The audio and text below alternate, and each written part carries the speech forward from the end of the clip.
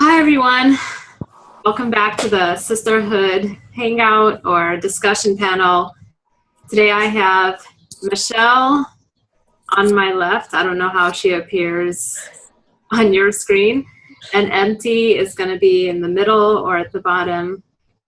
Today's discussion is going to deal with the truth about releasing past lives, trauma, all of that. I wanted to talk about this today, or we all did, because this is something that we've all gone through, and I'm currently going through it now.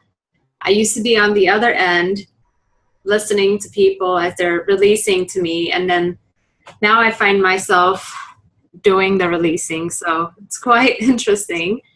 It's been an emotional roller coaster, getting all the emotions all at once, the anger, resentment, heartbreak, just crying myself to sleep. And I don't know why, because this actually does not reflect my current life. My current life, I'm pretty happy. I'm happy with what I have, no headaches, nothing.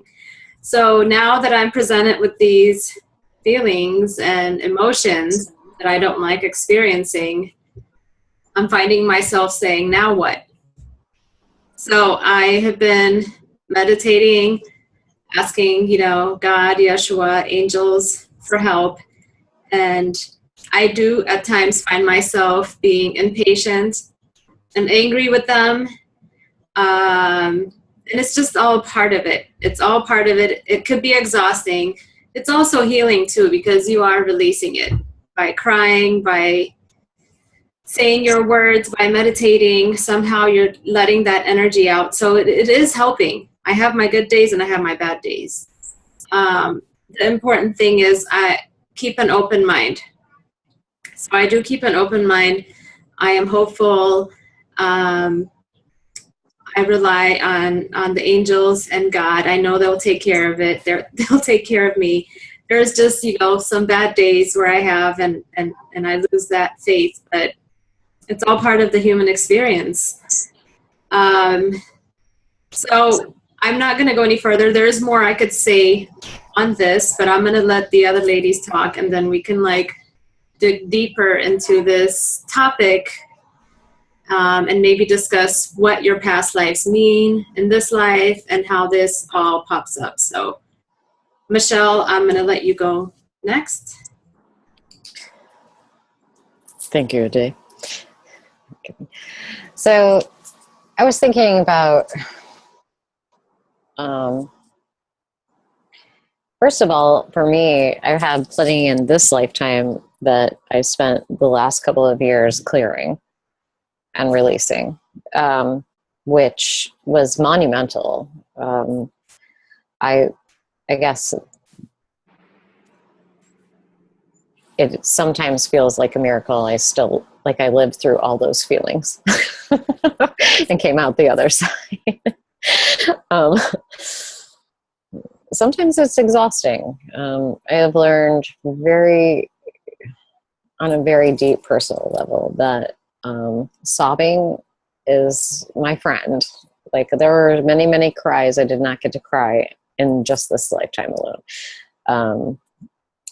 And so I shove down my feelings, and then they come out sideways in the form of bad relationships and bad communication skills and bad choices and things like that. So for me, just even staying within this lifetime, that's important. It was a surprise to me that you could or should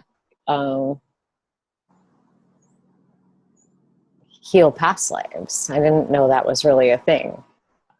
My idea was, well, they're over and I have no attachment to them, so I don't get it. Until I felt my body say, oh no, we do have an attachment to it. We're angry. We're mad as hell. It was very confusing. Or we're really sad. I've had just some past lives brought up to me that I needed to send forgiveness to. And I was like, sure, no problem. And then I went to go do it. And my body said, no, we're angry. So that was shocking. And so I have learned that not only do I have this whole lifetime to clear and work on and release, I also have parallel, past, and future lives also. And since the idea that time is like all kind of like on the same continuum, which is a new concept for me this year. Learning I had past lives was one thing. Then I heard about parallel. That was a whole different thing. And then future, what? You could probably describe that much better than I can. All I know is that, we came here to have a human experience, and there is a vast array of emotions. And, in the clearing and sitting with these things that happen to us in a lifetime, you get to experience a lot of the array of vast range of emotions. The thing that I would say is the benefit of feeling all this that feels like pain, it feels uncomfortable, is that there's a much lighter lightness at the end of that. It's much more brilliant and shiny and wondrous than kind of this muddy gray you started with, or maybe even less than muddy gray. Maybe it's more like dark pool of suicidal ideations in my case. So sitting with and processing allowed me to see lighter things, expose myself more to spirit and spiritual ideas. Not to say it was super fun. It's not fun to cry like for days and days and days and days and like not even be really sure why. It's exhausting. It just has a benefit, is what I've come to find out. And so I try really hard not to squish it when I feel it. I feel like the releasing allows me the freedom to move beyond, move past. That's all I have for now. I totally understand how a day feels and what you say, Michelle, about the sobbing. I made sounds, like I just went through a clearing myself, and I made sounds that they were like primal. Like I couldn't believe they were coming from me. And I chose for my clearing. I went through an ayahuasca ceremony, and me being in that space, surrounded by like 15, 17 people, having to witness, like we always have been taught, I personally have been taught, that you don't cry. My dad would say to me, what are you crying for? You better dry your face up, or I'm going to give you something to cry about. So it was always, stop crying. What's wrong with you? There's nothing wrong with you. Stop crying. And so, after 40 something years, you live hearing that. So you do think of crying as a bad thing, but I'm telling you, it's the best thing that ever, like, I cleared so much from, like you said, this life, past lives, parallel lives. Like, there wasn't enough stuff in this lifetime to make a person cry the way that I cried. That's what I know. So I know it was a combination of everything. And so, today when I'm home, what I try to do to clear is meditations. And I do a lot of Archangel Michael meditations and cutting cords, and I'm always cutting cords. And I'm always, like, today I'm thinking, well, am I really cutting them? And then I question everything. And then I have to say to myself, if I'm doing it, then it's done. Like, that's what we need to realize. We have that power. We have that light within us to cut those cords. We don't need to pay somebody. I mean, it's nice to have somebody help you to do it, but for a lot of us out there, it's more meaningful if you're able to delve deep within your own self, because I know myself, if I can get somebody else to do something for me, I will. But I'm at the point where I'm tired of spinning my wheels and like stuffing the feelings, like you said, Michelle, you know, like you just don't want to look weak because you don't want to cry. But crying is the most powerful release that anyone could have. It's been my experience that is true. Well, yeah, and for me, like you, MD, my dad has told me, especially crying amongst the other emotions, is a sign of weakness. And so I have that in the back of my head while I'm crying, and I'm mad at myself for crying. So part of my crying is the anger, like, God, you look so weak right now. And I was even telling Michelle earlier, people who cry in front of me, I view them as, wow, you're a weak individual. Like, I see it at work.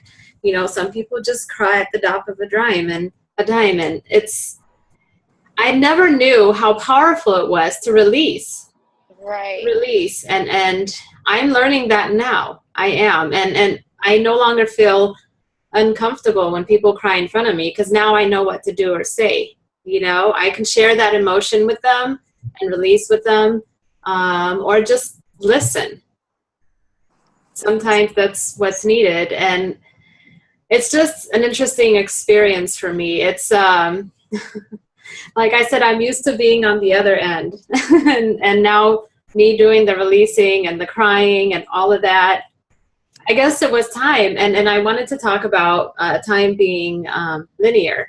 Michelle had mentioned that. I think of time as like if you drew a timeline on a piece of paper and then you have your years. And so if you're here right now and the lifetime that's coming up for you is over here, just because it's on this side of that line doesn't mean that because it's the past that it's no longer happening. But in fact, it's still going on. It just means the reason why you're feeling what you're feeling now from that past life is because this is something you kind of set up upon your entrance to this life. Part of your contract is to release certain past lives, karmic past lives, trauma, whatever. And so a little timer just goes off in your heart space. And when that timer goes off, the emotions just come flooding in, the memory comes in, and those who are not aware will find themselves, if you're in a relationship, just angry at your mate and you don't know why. Every little thing that they do reminds you. You just don't know you're remembering that past life, you know, or why this little thing is upsetting me now all of a sudden. That's like an indicator or a sign of like a past life trauma that's come for you to release.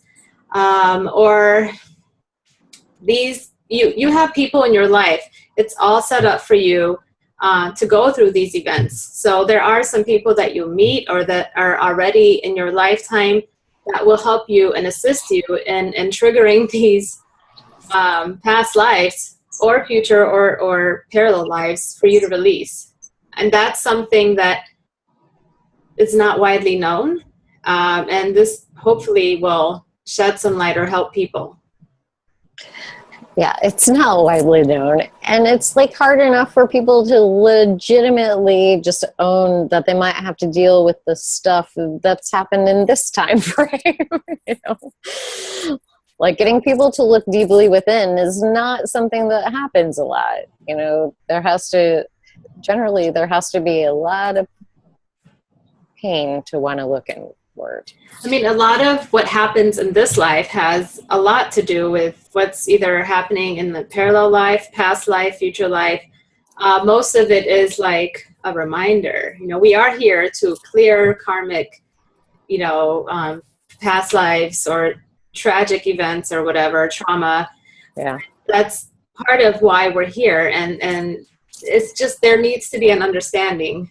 I don't think I've ever even heard it put that way before. I don't think I have either, but that's very helpful, and it kind of makes sense that what I know that I needed to do with now for clearing is like past life regressions is what I think. Yep, that's key. Just pay attention to your feelings. I can't believe I'm saying this, but yes, pay attention to your feelings. And like really take a look at the situation and see what it is that's triggering you. And if you're a person that meditates, you have a leg up in this. You can meditate and ask your guides to bring forward the past life that needs releasing. It's just as easy as that. Just as easy as that. I need to try that. Yes. I mean, be careful. I did try that, and three, not one, not two, but 3 past lives came forward, and I'm just like bombarded with emotions, and I apparently like the feminine energy. Most of my past lives are female. Mm-hmm. So, especially in this life, in this on this planet. So, there's a lot that women have gone through. Not to say that men haven't gone through enough, but women have also. So, I'm like dealing with a lot of female energy and trauma. It's really quite interesting, but it builds character, to say the least. And so, Ade, did you actually recall like vivid details of the lives, like as if you saw someone go into a regression hypnosis? Was it like that for you? You recall that on your own? I'm glad you said hypnosis, because I did do a hypnosis session with Neil. Oh, wow. And I think there was two past lifetimes that came up in that one that needed to be dealt with. And then when I meditated on my own, a third one popped up. So those 2 plus a third one popped up. And vividly, I see the person that I was.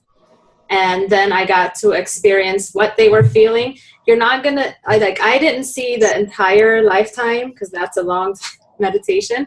But I saw that moment that really like needed to be released, where they felt the most intense emotions. So I got to live, kind of like doing a life review. I got to live that moment. So one of them was a woman in her dying bed, and she had a husband that was very unfaithful to her, but she deeply, deeply, deeply loved him enough to let him have another woman, because she knew she was dying and he needed to be cared for. So what she felt in her last moments as she was dying was brokenhearted, because although she loved him enough to give him, another woman to take care of him, she knew that he wasn't faithful to her their entire marriage. So she died brokenhearted. So I'm releasing that. That sounds super fun. I'm getting a lot of her like insecurities and everything. Wow. Oh, so I got to like feel that emotion as she was dying, which was really hard. So I called on my angels to help me release her. But those emotions are still within me. It's hard. Words can't describe them, how deeply affected I was by that. So just to give you an idea, that's one of them. I also like to point out that Ade, this is a great party trick. She can actually see all of these, like in Technicolor. I personally cannot. You will.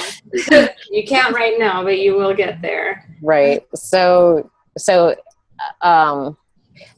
it hadn't dawned on me, because it's so clear to her. I thought maybe there was some sense of detachment, and it took a few days of her doing this to like actually say, now, like, I'm feeling all of it. It's like really heavy. Yeah. I was like, you are very good at hiding this, by the way.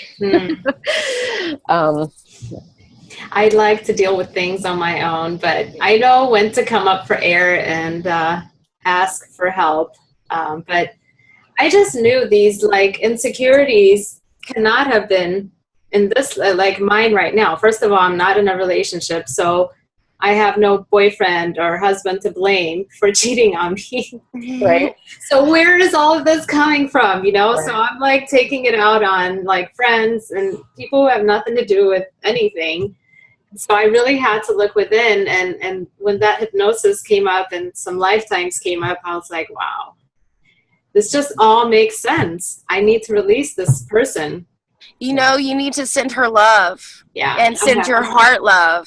Yeah. Yeah, I have been doing that. I have my good days and bad days. You know, some days I'm like energetic and happy, and I'm like, woo, maybe it's finally over. I released this lifetime. And then the next day or a few days later, it just comes crashing down. It's like, when is this going to end? You know, I thought I could do like an hour meditation and release all 3 lifetimes. I like that you thought that, and I wish that had been true. I was like, great, I saw her. She's smiling. She's happy. You're like, let's get this done. Yeah, that's how I am. Like, boom, boom, boom. Let's get it done. And I don't know. And then there's another lifetime where it's always a husband, a woman. I was a woman whose husband had to leave her, and they were like together for a long time, and he had to leave her for whatever work mission that he had to do. And so she felt lonely. She really did. Like, even when, you know, he was there with her, she felt lonely because she knew that he would have to leave her one day, you know, and now I'm starting to feel that, the loneliness, even though I have people around me. I understand that. Man, it's just so unfamiliar to me. All right. You came here to experience the total opposite of what you're used to, right? Yeah. Yes. Complete opposite of love. Well, kind of, right? It is opposite. Yeah. Yeah. It's very interesting. This life so far has been at the very least, it's been interesting. Now that you have this knowing, you know, like an understanding of what these things mean in your life, you're not just going crazy, or, you know, we're just emotional beings, and you're ready to diagnose people bipolar, whatever. This makes sense. You're not sick. You're just like releasing or dealing with these past life traumas. Sometimes that is the case. Sometimes it is current other things swooping into your spiritual atmosphere also. Just, I mean, this is like, you can have emotional responses to past lives, but also this life, but also future lives, but also beings around you, and also other people's energy. There's so many things. I mean, you're creating karmas as you go too. So whatever you're experiencing in this lifetime that is major, if you've created it, then you're going to deal with it in a future lifetime as well. So we're infinite beings. We're now, right? I don't know. It's very confusing, feeling so many feelings. You know what? The thing is, at least I've learned that it can be that many things. I can look and examine what is going on with me. Why do I feel this way? And then if I cannot name it, then I consider, is it an attachment or cord attached to somebody else in my life? And then I explore that idea. Mm-hmm. How long does that take you? Sometimes that is true. Sometimes I will notice that I go into a funk, and then it'll be like a couple, 3-4 days, and I'll be like, wait a minute, I'm not in a funk. This is not my funk. And in fact, it's not been, since that's happened to me several times in the last couple of years. When I moved in with my daughter here, I thought, you know what? I'm an infinite being. I can create anything I want, right? So what I want is a diverter for all the other people's feelings but my own, unless it's an emergency. So I created a 360-degree diverter that takes other people's feelings and send them down to Gaia, unless they're for me to know about and attend to. So it's been a lot less of other people's feelings and a lot more of just things I need to process. When you're thinking about the cords and could it be an attachment, like when you're going through that process, how long does it take you to, like, are you just doing it in your head, thinking it? I mean, it really would depend on the situation, but sometimes I might notice that, my daughter is a very good example because I share space with her. So I might notice she is not in the best of moods, and I will immediately put myself in my own light bubble with 10 million angels, and I will also put her in her own light bubble with 10 million angels so she can have her experience, and my experience won't bleed onto hers or vice versa. that makes sense. If I think it is a longer, bigger one, I might see it in a different way. But I've actually literally started using that idea of the bubble, kind of like my own orb, as opposed to seeing attachments so much. I can, in an instant, literally go with my laser beam, like, God, cut both cords, send them straight to source. Your God button. Yep. Just sorry. I was going to say, I've read a lot of stuff on the internet that said that is considered grounding, and with the energies that they are right now at this time, that we need to be grounding 2 and 3 times a day. And that's, with the bubble of light around us, like there's so much going on with other people, not just our stuff, that we should keep a bubble of light around us all the time. Yeah. I'm glad you brought that up. I'm not a super duper amazing grounder because I like being floaty woody. But I'm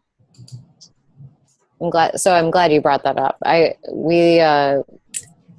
I'm feeling the benefits because actually being upper dimensional in the head also gets old. Like where I am not able to function in the world also.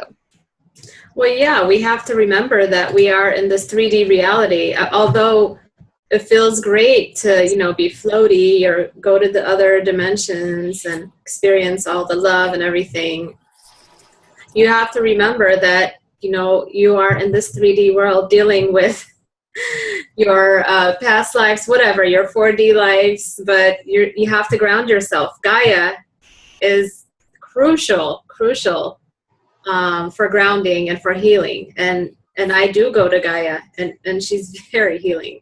I like water. I like to swim. So I live right near the beach. I go for a swim, and as I go in the water, I ask Gaia for healing. And let me tell you, it is magical. It really is. Yep, it totally is. I did that in Peru in the river, and Yes. I was in there for so long. The water was so cold, but it was like I was cleansing. Yeah, it helps. It helped you, right? It so did. Mm-hmm. I have not been since hot springs. I haven't been in the water, but I do in my imagination lately. And I think I'm inspired by the way you ground. Oh, me? Yeah. And water. And also I understand that water is a huge force of cleansing, right? It is also it's purifying. Mm-hmm. In a different way than fire, but it is purifying. And so lately in some of my sessions and also with myself, I've just been imagining the ocean just washing me clean, washing in and out, in and out, as a way to ground in addition to growing into the earth. Mm-hmm. But it feels right to me. It's very relaxing. I've enjoyed that process. Oh, good. Yeah. Because I hear that some people feel like they're drowning or something when they use the grounding techniques that I employ. And I get that too. I never feel like I'm drowning, but I can see why some people feel that way. But for me, it makes sense. We are 65% water anyway. More. Right. Maybe I think more. that's higher. if not higher, maybe 80% water. I think Probably. that's it. Yeah. Yeah. Okay. So it just feels natural to me to want to go to water for healing or for grounding even. You know, it just solidifies me like they're attached to Gaia.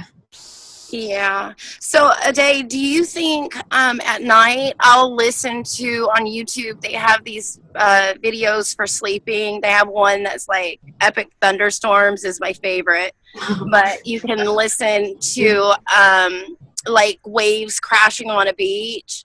Like sleeping to that would be considered a type of grounding or healing as well. Definitely healing. Definitely healing. Grounding, you have to intend for it. You know, like I intend for this meditation to ground me. But yeah, it definitely is healing. I do listen to maybe not nature sounds, but binaural beats or isochronic. That helps me clear and meditate and go into that sleep state a lot faster than I would without it. But yeah. I think intention is 9/10 of the law, though. It's kind of like, this music helps me sleep, but also while I'm listening to this, I intend for X, Y, Z to happen. Yeah, you can intend for grounding. I find myself not just intending for grounding, but for, like MT said, the bubble of light protection every single night. I didn't think about doing it every single night, but I certainly will now. I don't know. Just lately I've been doing it. I didn't always do that. Yeah. Maybe it's my guides pushing me to do this. I'm not sure. I remember last night telling my guides, like, okay, you have the bigger view, you know, the bigger scope of my life. Like, just give me like a clue, because they don't tell you everything. Right. So, like, give me a clue. Why am I doing this? And all they keep telling me is continue to heal, continue to ground, and protect yourself. So you just do it. You know, they have your best interest. Just do it. Heal, ground, protect. Okay, this is good advice for me. I'm not real strict with the how-tos. Like, I'm willy-nilly with the... Well, didn't they say there's like a huge wave of energy that either is coming through, like, is it fourth dimensional energy that's coming through in August or September? It's around this time. The Lionsgate energy thing just went through, and it was at its peak on the 12th. Yeah. No, I was at my peak around that time too. Yeah, it was like the 8th through the 12th. Yeah. Did you start on the 8th? Something like that. It's been really closely, oddly coincided with that time period, because I didn't even know what the Lionsgate was till yesterday. Yeah, me too. Like, just recently I found out. I was like, great. I wish I knew before so I could prepare. But I guess if you were actually. I mean, if you prepare, you're not getting the experience. I guess you're supposed to feel this roller coaster of emotions, you know? How else are you going to release it? And I guess the energy waves that are coming through are helping us recall and release a lot of our past lives, so we can have like clearance to like go forward with our healing or whatever it is we're here to do. You know, one must, like Gabriel said, one must clear their past and heal themselves before they can help and heal others. Right. Yeah, I feel like I do nothing but clear sometimes, but I know. Tell me about it. I know. Lifetimes, and like, if you're an older soul, then you have like a ton more. Yeah. Clear. I have to say though, the last couple of months have been like angels in clearing, and so they do, like, I physically feel it, like not so much emotionally as I do physically on my physical heart chakras or my, you know, on the individual chakras. Like, I can feel fire just clearing. It's like gentle fire, like holy fire, you know. That is a different kind of healing.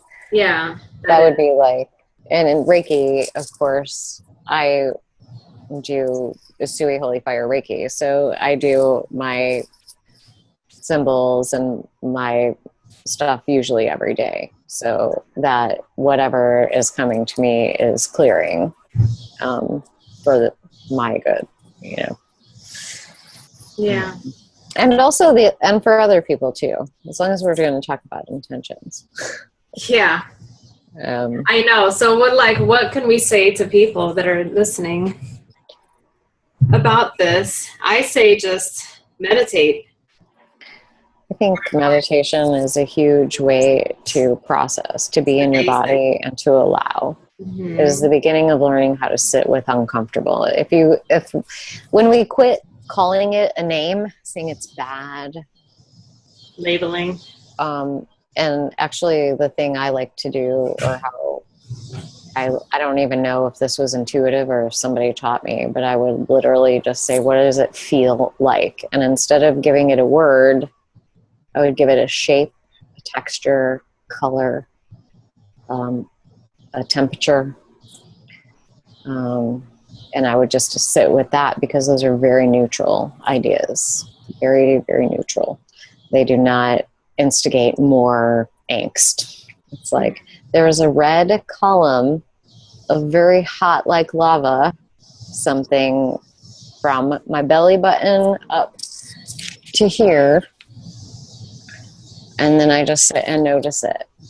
Can I sit with this column of red lava?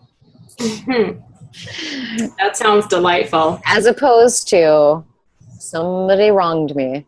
Oh my God. You know, whoa, it's me. Or as opposed to I'm so sad, I'm so depressed, or like those kinds of words. So keep labels off and just take it down to its bare essence of what do I feel in my body. Yeah. And sometimes I do just feel like, oh, I feel this, but I know this is sad. I know this is sad, and maybe I can't see why, but I'm totally okay with that, because when I release sad and through crying, then I get happy. I get relief. I noticed that is a way.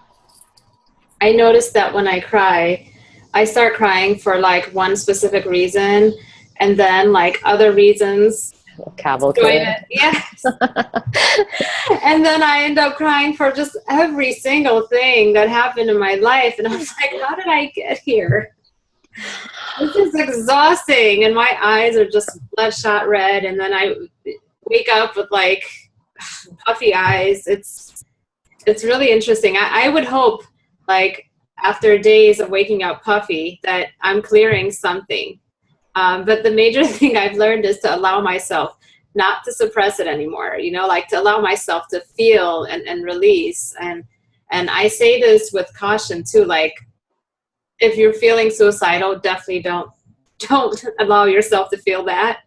But just examine it and see what's happening. What's the underlying issue, you know, and try to work with yourself, or maybe seek professional help. Yeah. I think a lot of my feelings of I don't want to be here anymore ultimately came down to like self-hate. Mm-hmm. I can't stand. Actually, Eckhart Tolle did a meditation that a day participated in. Yes. And when he wrote his book, The Power of Now, I believe, might have been Worth, I'm not sure which one, where he was on the brink, you know, and he asked himself about himself, and he said, who is this other self? Like, that was The Power of Now, I believe.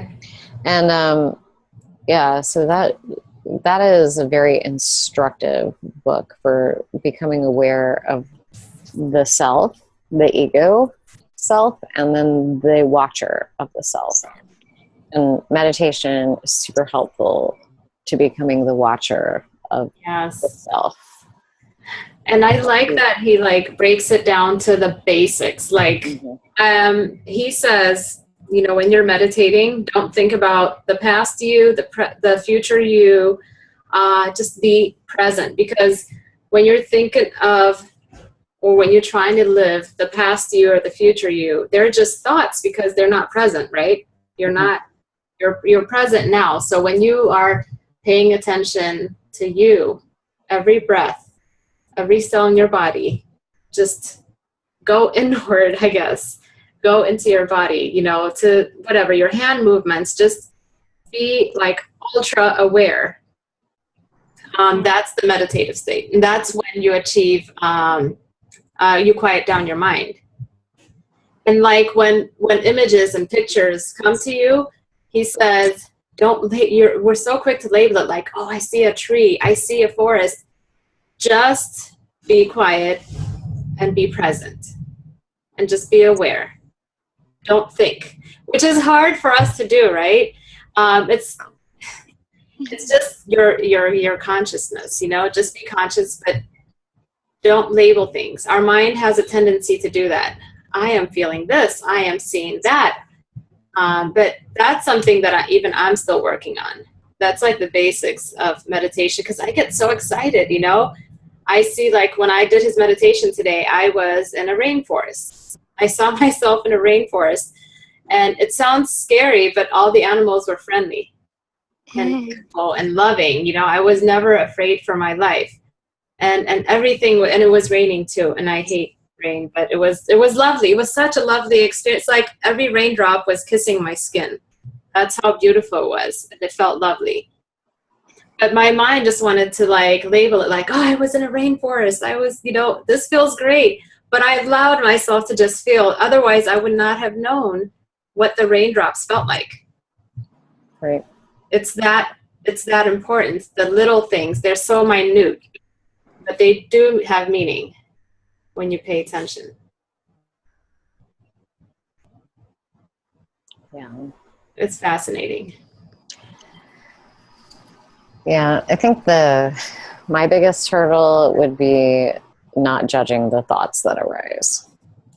Yeah. That is I think that's the first hurdle anyone who begins to meditate has to get over, is the allowing of a thought to arise and being okay with that, and then refocusing on now, refocusing.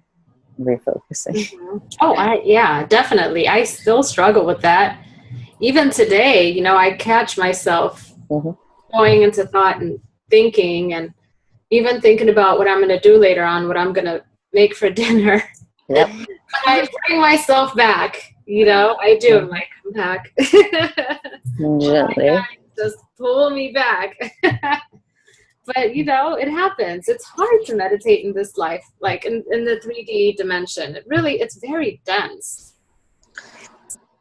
Yes. You know, I do mostly meditations, like listening to something. Like today was the first time when I did a meditation without watching something and someone telling me, now we're going to talk to your angel guides, or, you know, it was just music. So you had to just focus. And I finally was like, wow, that's what that blank space feels like. I got there. So I know I can achieve it. Yes, this is another thing. I don't like guided meditations. They just bring more thoughts to my head. I can't do it when someone's telling me what to do. But I will tell you one thing, Ade, is that some people, for them, this is a way to harness in their stuff so everybody responds differently. Oh, absolutely. I can't do it. I did in the beginning when I didn't know what I was doing. It did help. Right. Focus. That's where I am. Yeah. Yeah, totally. I get it. And then eventually, for some, you'll cross over. Like now, I just need to listen to tones. Some people don't. Some people don't even listen to that. Exactly. Like the monks, they're so awesome. I mean, I do silent meditation, and I also do mantra meditation. Oh, mantra for me is like, I mean, it's like just a way, it's so easy. It's like, I mean, my favorite might be Om Namah Shivaya, but I could just as well be saying 1, 2, 3, 4, 5, 6, 7, 8. You know, like my brain just, it's like Elizabeth Gilbert said it. It's like setting a monkey down in front of 10,000 buttons and asking the monkey to move one button at a time. So each mantra, I mean, it's kind of a fluid meditative idea. And so the mantra I used to just say it over and over and over again when I get in my head. I was not a meditator, but I wanted to be a meditator. And I borrowed Liz Gilbert's mantra, Om Namah Shivaya, and I would just say it over and over and over again when my head got crazy. And yeah, I mean, that works for some. And you know what doesn't also work for me is when they say, listen to your breath. Yeah. Then I'll start breathing more and more, and I'll yawn or something because now I've taken in too much oxygen. And that just disrupts me. I don't have a problem with that one either. You know, like forcing yourself to breathe, like you breathe anyway. You don't have to force yourself just to listen to it. I do that. Yes, it is nice. It is very helpful, though, to bring some people into their body. A lot of people are not into their body. They don't. Yeah. That would be me. Right. I'm not there yet either. I am partially there. I'd like to leave my body. That's the thing. Every chance I get, I'm like, you're like, I'm out of there. Yeah. So that's, probably I should focus more on into my body as well, because I hear that's just another universe, you know, the cells and the organs. That's what we are. We're hosting that life within us, right? Yeah. Well, just like the universe is hosting us and other planets. It's crazy. Like every topic breeds 80,000 more topics. Yes. So good. A discussion of topics. Oh my gosh. No, but that's what I intended this one to be. It's not so targeted at one specific thing, although we did start with one thing. I just want us to just see what happens. Yeah, and I'm just like thinking about, oh, wait a minute. Okay, so I should ground and protect and heal. Oh, plus also this, and plus now also this. Write it down, sister.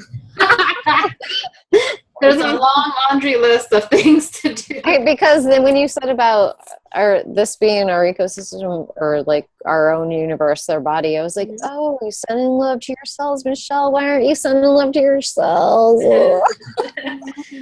It's okay. Everything is perfect, you know? Like you said, there are no shoulds. I know. So. It is funny.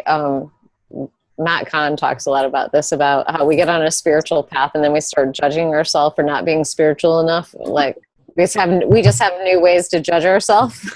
I know. What is with the judging? Like, it's hard. It's a hard one to overcome, at least for me. But I am catching myself now. It's just really opposite. It is what it is like to be here, I think, and forget that we are unconditional love. Mm-hmm. And unconditional love seems to be like a consistent practice I have to have with myself before I can extend it outward. And sometimes, actually, I'm going to say now the very opposite has also been true for me sometimes. Sometimes I've been able to extend my love outward and I was not able to extend it inward, but at least there was some love happening in it. You know what I mean? Something nice. Yeah. Well, speaking of unconditional love, one thing that helped me a whole lot in recognizing that I am unconditional love are my pets. The one behind me, there's another one out there. I have 2 cats. And MT, I know you have a beautiful dog. Yeah. But they have such unconditional love. I mean, there's nothing you can do to them that's going to, like, piss them off and not want to be around you. Right. I'm not saying you should try that, people. But they're just like, I call him like my furry ball of love. You know, I love his hugs. I love his purring. He knows when I'm down, when I'm feeling down, he'll come around and he'll let me pet him. He does not like to be, you know, touched or pet, but he'll allow that when I'm down because he knows that helps me. Yeah, I was crying today, and it was one of those not really bad sobs, but just like feeling so overwhelmed, and he was in his little house and he jumps up. I'm like, does he think I'm laughing? But no, he was comforting me. Yes. Yes. That's such unconditional love, isn't it? I have this invisible pet. I like to call her Michelle, and she gives me so much unconditional love. Michelle 2.0, just what the world needs. Another Michelle. Just kidding. Oh man, no, it's because I hate fur. Oh, I know. Well, I'm not saying go out and buy a cat or a dog or a pet, but that's another, way of getting unconditional love. Yeah. Or you have children. That's what children are. Unconditional love. Have you met children? Oh my God. No, I don't have any. Well, at least until they start talking back, they are unconditional love. Joking. No, they really are. They are. They're teaching you you're teaching each other lessons, Yeah. They're a blessing. They really are. Well, my mother might disagree with that, but you're helping her in more ways than you think, and your kids are helping you, and on and on and on. Yeah, I know. It really is beautiful. It may not feel beautiful at times. But it's all, like they say, find the beauty in every situation. I know it's hard to do. I feel like we're hitting a slippery slope and we should all just shut up right now. Yeah, it is time to end it, actually. We've talked long enough. It's time to end it. So, yeah. I don't want to just end it abruptly, but what should people take away from this? Meditation is a helper in clearing. Mm-hmm. It's important to ground. Yes. And I second both of what you said, and plus healing. Send your heart love. Send your heart love. Love out to the world, to the universe, to your past, to everything, all around you. And gratitude. And why? Why would you want to do that? Because love transmutes. Fear exacerbates. Mm-hmm. What does fear stand for? Well, there's a lot. Appearing real. Appearing real.